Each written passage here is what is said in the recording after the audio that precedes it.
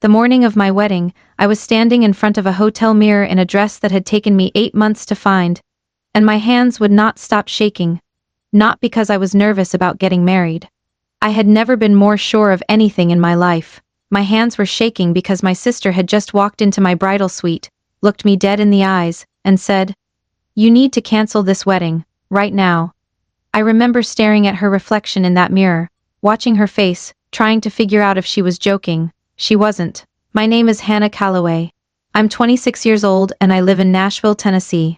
I work as a dental hygienist, I volunteer at my church on Sundays, and up until the night of my wedding, I genuinely believed that my biggest problem in life was figuring out whether to serve chicken or salmon at the reception. Spoiler alert, we went with both. But that's not the point. The point is that the day I had spent 2 years planning almost fell apart because of my own sister. And what she did, what she said, what she claimed, and what happened when the truth finally came out changed everything about the way I see the people who are supposed to love me most. Let me take you back to the beginning, because to understand how bad that morning got, you need to understand where everything started. I met Daniel Mercer 3 years ago at a mutual friend's backyard barbecue in July. It was one of those sticky Tennessee summer evenings, where the air is so thick and warm it feels like a blanket. I was standing by the drinks table trying to decide between lemonade and sweet tea when he walked up next to me, looked at both options, and said, "I'd go with the lemonade." My buddy made the tea and I watched him use the wrong measuring cup. It's essentially sugar water. I laughed, not a polite laugh, a real one, and that was it for me. Something about him just clicked immediately.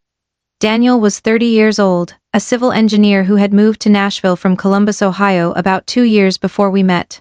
He was quiet in crowds but warm one-on-one. He remembered small things like how I took my coffee, or that I didn't like mushrooms, or that I always got cold in movie theaters even in the summer. He was the kind of man who texted to let you know he was thinking about you on a random Tuesday afternoon for no reason at all. He was steady, patient, kind. We dated for a year and a half before he proposed.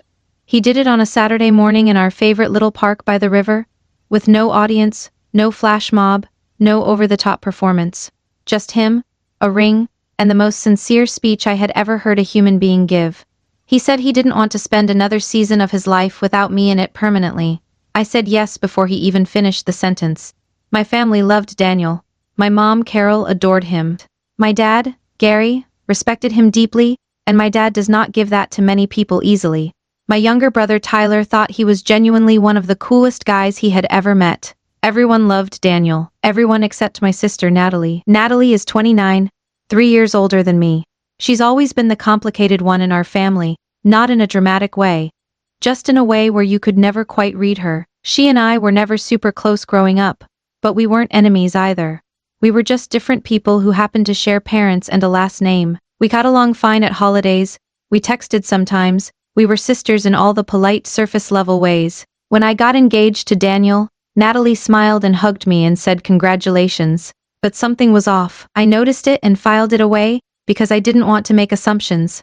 She never asked about wedding planning. She never offered to help. When I asked her to be a bridesmaid, she said yes, but with a strange flatness to her voice that I told myself was just her personality. She met Daniel maybe 6 or 7 times total before the wedding. Every interaction was perfectly civil, but slightly cold. Daniel noticed too. Once, on the drive home from a family dinner, he said to me, "I don't think your sister likes me very much." I told him he was imagining it. I told him Natalie was just reserved. I was wrong. About 4 months before the wedding, things started to feel subtly strange. Natalie started calling my mom more often, which was unusual. My mom mentioned it casually, said it was nice that Natalie was reaching out more. I thought nothing of it. Then about 2 months out, my mom got a little distant with me. Not cold, not rude, just slightly less warm. When I'd call to talk about wedding details, she'd listen but seem distracted. I asked her once if everything was okay and she said yes, she was just tired. I noticed my dad seemed quieter too. But again, people have lives. I told myself I was being a paranoid bride overthinking every little thing. 1 month before the wedding, Natalie called me. We talked for about 20 minutes about nothing much: family, her job, the weather, and then right at the end, almost like she had planned the timing, she said, "Hannah, I just want to make sure you really know Daniel. Like really know him." I felt a cold little chill move through me. I said, "What do you mean?" She said, "Nothing. Never mind. I just, you know." I love you. I want you to be happy. And then she changed the subject and we hung up. I sat with that phone in my hand for a long time after. I told Daniel about it, and he frowned and said, "That's a strange thing to say." But neither of us could figure out what she meant, and when I tried to call her back the next day to ask her to explain herself, she acted like the conversation had never happened. She was breezy and normal, and I started wondering if I had misheard her entirely. I hadn't. The wedding was scheduled for a Saturday in late October. We had rented a beautiful venue just outside Nashville, a converted barn with string lights and wooden beams and a view of rolling hills that turned golden and red in the fall. It was everything I had ever pictured.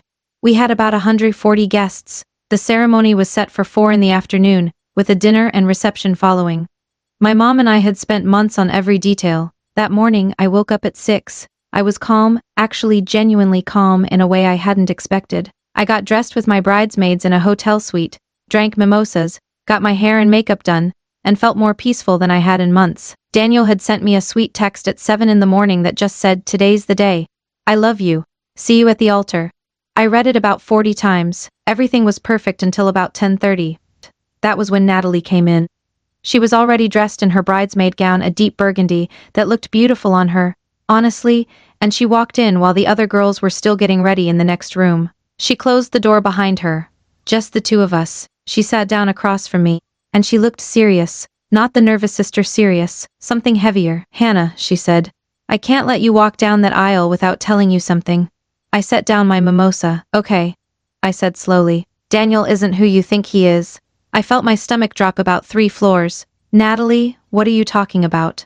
She took a breath and said, "About a year ago, before you guys got engaged, I was at a bar in Midtown with some friends. Daniel was there. He didn't know I was there. And I saw him, Hannah. He was flirting heavily with another woman, like, really heavily. I saw him give her his number. They were laughing and touching, and it wasn't nothing." I stared at her. "When exactly?" "March. About 14 months ago. And you're telling me this now? On my wedding morning?" "I didn't know how to bring it up," she said.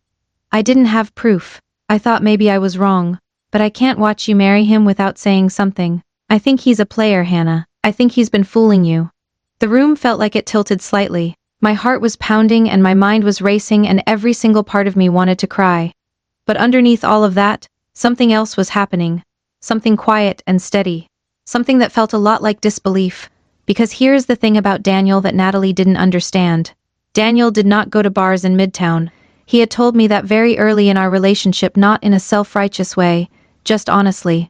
He didn't drink, period. He had stopped drinking at 24 after watching a close friend go through a serious problem with alcohol, and he had just quietly decided it wasn't for him.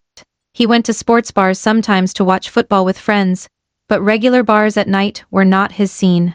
He had said so himself many times. 14 months ago, in March, Daniel and I had already been together for over a year. I thought back to that month. What were we doing in March? We had gone to visit his parents in Columbus for a long weekend. We had gone to his company's community service event. He had been studying for a professional certification exam. He was home every night. He cooked dinner for me twice that week. I sat very still and I said, "Natalie, are you absolutely sure it was Daniel you saw?" "Yes," she said firmly. "I know what Daniel looks like. And you saw him give this woman his phone number?" "Yes, in Midtown, on a weeknight in March." "Yes, Hannah, I'm sure." I nodded slowly. I said, "Okay, I hear you. Give me a moment." She looked relieved, like she thought I was going to cancel everything based on her word alone. I picked up my phone and I called my mom. When Mom answered, I said, "Is Natalie's story about Daniel true? Have you heard this before?" There was a pause that told me everything. "Honey," my mom said carefully, "Natalie mentioned something to me and your father a few weeks ago. We didn't want to upset you before the wedding. We just thought." "Mom," I interrupted gently. "Did you believe her?" Another pause. We didn't know what to think. I took a slow breath. Then I said, "I need you and Dad to come to the hotel suite, please. Right now. I need everyone together." I hung up. Natalie was watching me. "I need to make one more call," I said. I called Daniel. He picked up on the second ring. "Hey, beautiful, everything okay?" "Daniel," I said, and I kept my voice steady. "I need to ask you something and I need you to be completely honest with me." "Always," he said. No hesitation. "Did you ever go to a bar in Midtown Nashville in March of last year and flirt with a woman and give her your phone number?" Silence. Then, what? No, Hannah. I haven't been to a regular bar in years. You know that. Who told you that? Just answer me honestly. Is there anything at all that you need to tell me? His voice was firm and clear. Hannah, there is nothing. I have never cheated on you. I have never flirted with another woman. And I would never do anything to hurt you. I don't know where this is coming from, but I need to know. Because if someone told you that, they are lying. I believed him. I had believed him before I even dialed his number, truthfully. But I needed to hear his voice say it. Come to the hotel suite, I said. There's something we need to deal with together before the ceremony. By the time Daniel arrived, my parents were there too. My mom looked worried. My dad looked uncomfortable in the way that men who don't like emotional confrontation look uncomfortable. Natalie was sitting on a chair by the window with her arms crossed, confident. Daniel walked in, saw everyone's faces, and looked immediately at me. What's happening? Natalie says she saw you at a bar in Midtown in March of last year, I said. She says you were flirting with another woman and gave her your number. Daniel turned to look at Natalie. He wasn't angry, he looked genuinely confused. I've never been to a bar in Midtown, he said. I don't go to bars. I know what I saw, Natalie said coolly. When in March? Daniel asked. I don't remember the exact date. I need to know because I can prove exactly where I was every day in March. My work has project logs. I have calendar entries. This is exactly what someone guilty would say, Natalie interrupted. Hannah, he's going to make up evidence. Please listen to me. My dad spoke up then. Son, we're not accusing you of anything definitively. We just want to understand. Dad, I said quietly. Let me handle this. Everyone looked at me.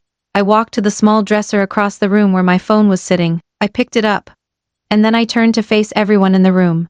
Natalie, I said. 3 months ago, the week after Daniel proposed, I installed a shared location app on both our phones. Not because I didn't trust him, but because I'm a worrier about safety, and we both agreed it was just practical. It works 2 ways. We can both always see where the other one is. Natalie's expression shifted, just slightly. What I can also do, I continued, is pull up his location history. I looked at Daniel. Will you unlock your phone and hand it to me? He handed it over without blinking. I said, scrolling, have something else. Daniel, do you remember when your sister visited from Columbus in March last year?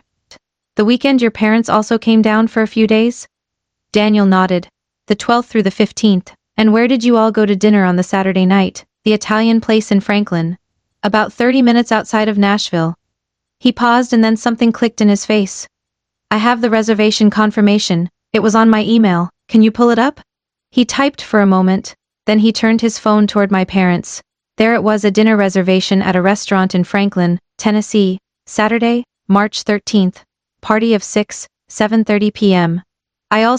Daniel said, now with quiet calm, remember that Natalie's friend group often goes out on Saturdays.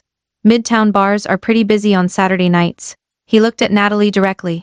Is it possible you saw someone who looked like me? Natalie said nothing. Because I have a pretty common look, he said. Brown hair, average height. I've been mistaken for other people before. My mother made a small sound. My father rubbed the back of his neck. Natalie, I said softly. Is it possible you made a mistake? Her jaw tightened. I know what I saw. The restaurant is 30 minutes from Midtown, I said. Daniel was at a family dinner with 6 people, including his parents and sister, on the night you say you saw him. I can call his parents right now, and they will confirm it in 30 seconds. Silence. And here's the other thing, I said. My voice was quiet, controlled, but I felt something burning underneath it, not rage, but grief, actually. Because I was looking at my sister, and I was realizing this wasn't a mistake at all. Natalie, you called Mom 2 months ago, and told her to be worried about Daniel. You planted doubt in my parents' mind before my wedding.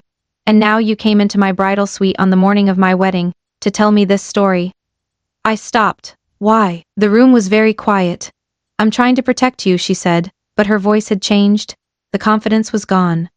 From what? I asked. From a man who has dinner reservations and a family and a location history that prove he wasn't where you said he was? My mom put her hand over her mouth. My dad looked at Natalie with an expression I had never seen him use on either of us before. It was disappointment. Deep, adult disappointment. Natalie, my dad said slowly, did you make this up? She stopped. I thought I saw. Did you make it up? He asked again.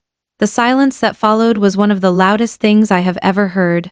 Natalie looked down at her hands. and in a voice that was barely audible, she said, "I was scared you were making a mistake."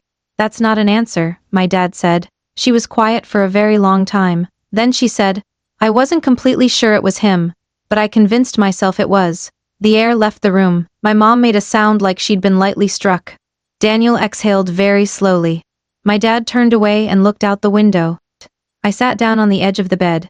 I didn't cry. I wanted to, but I didn't. "Why?" I finally asked. "Natalie, why?" She looked at me, and for the first time in this entire conversation, she looked like herself, not cold, not certain, but genuinely, nakedly sad. "Because I've watched you your whole life get everything right. Good grades, good friends, good job, good relationship. And I kept waiting for you to see what I was going to have to tell you. That he wasn't real. That it was going to fall apart." She paused. "And when it didn't, when he proposed and you were just so happy, I didn't know what to do with that." I stared at her. "So you tried to destroy my wedding." She flinched. "I told myself I was protecting you." "You were protecting your own feelings," I said, gently, but clearly, "and you almost cost me everything." She nodded. She didn't argue. My mom was the next one to speak. She crossed the room and took my hand. "Hannah, I should have come to you directly when Natalie told me. I should have talked to you. I'm sorry, sweetheart. I let doubt get in the way, and that wasn't fair to you or to Daniel." She looked at Daniel. "Daniel, I owe you an apology too. You've always been nothing but good to my daughter and this family." Daniel nodded. He was gracious about it. He said, "Thank you, Carol, I appreciate that." My dad shook Daniel's hand. He didn't say a lot, my dad rarely does, but the handshake was firm and meaningful, and Daniel understood what it meant. Then there was just me and Natalie. I looked at my sister for a long time. I thought about all the years of being politely distant with each other. All the things neither of us had ever said. I thought about the fact that underneath her awful behavior was something that actually made sense, not in a way that excused it, but in a way that explained it. Jealousy is an ugly thing, and I think it had been eating at her for a long time without either of us knowing it. I said, "Natalie, you cannot be a bridesmaid today." She nodded. She had expected it. "But you can still come to the wedding, as a guest, if you want to. That choice is yours." She looked up at me. "Why would you let me come after this?" "Because you're my sister," I said, "and because I think you need to sit in that audience and watch a real love story, and maybe let that mean something to you." I stood up and smoothed out my dress. "But if you do come, you come in peace. And at some point when you're ready, not today, but eventually, I'd like to actually talk. About all of it. About all the years we never really talked." Her eyes filled with tears. She nodded. I turned back to the mirror. Daniel came and stood behind me. He put both hands on my shoulders and looked at my reflection and smiled, that warm, quiet, steady smile that had hooked me at a backyard barbecue 3 years ago over a conversation about sweet tea. "You ready?" he said. "I've been ready since the park," I told him. He pressed a kiss to the top of my head and left the suite to go get himself ready on his side of the venue. My bridesmaids came back in. My mom touched up her mascara. My dad straightened his tie, and I stood there in my dress and I took one long, slow breath. The ceremony happened at 4 o'clock. The October light was golden through the barn windows. The hills outside were every shade of amber and red and rust. 140 people watched me walk down an aisle on my father's arm. And when I got to Daniel, when I reached him at the end of that aisle, he looked at me the way you always hope someone will look at you. Like you are completely, exactly, right where you were always supposed to be. We said our vows. We said the words we had written ourselves, in private, over the course of 3 weeks, passing drafts back and forth and crying over each other's sentences on random Tuesday nights on the couch. The pastor pronounced us husband and wife. And Daniel kissed me in front of everyone we loved. And 140 people who knew us clapped and cheered, and it was every single thing I had ever wanted. Natalie came to the reception. She sat at a table near the back. She was quiet. She didn't cause any trouble. She watched us dance our first dance to a song Daniel had picked, a soft, older country song that I hadn't expected, and I saw her face from across the room and I could see it in her eyes. Something shifting. Something softening. Maybe it was understanding. Maybe it was grief. Maybe it was both. She left before the cake cutting. She texted me the next morning, just 3 words. "You were beautiful." I replied, "Thank you for coming." That was 6 months ago. Daniel and I are still in our first year of marriage, and every day genuinely feels like something I choose.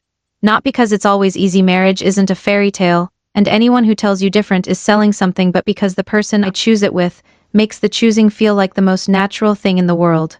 Natalie and I have had 2 real conversations since the wedding. Long ones. The kind we should have been having for years. There's still a lot of ground to cover, a lot of history to sort through carefully.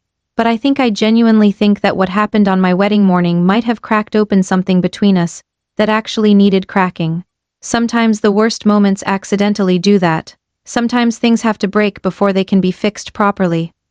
What I've learned from all of it, from the terror of that hotel suite, from my sister's misplaced jealousy, from watching my parents' doubt dissolve in the face of a dinner reservation, is that trust is a living thing. You have to build it on real evidence, real history, real character, not on fear, not on someone else's anxiety dressed up as concern. Daniel is steady. He was steady in that hotel room when the whole morning could have unraveled. He handed over his phone without hesitation. He answered every question calmly. He shook my father's hand after my father doubted him. He never raised his voice. He never made my sister feel small, even when she absolutely had earned that. That kind of steadiness, you don't find it by accident. You find it by paying attention, by choosing someone who shows you who they are, consistently, over time. Pay attention to who people are when things are hard. Anyone can be wonderful when everything is easy. The real ones show up steady when the morning falls apart. I stood in front of that mirror on my wedding day with shaking hands and a dress I had spent 8 months finding, and by 4 o'clock I was married to the right person. And that, I think, is a pretty good ending.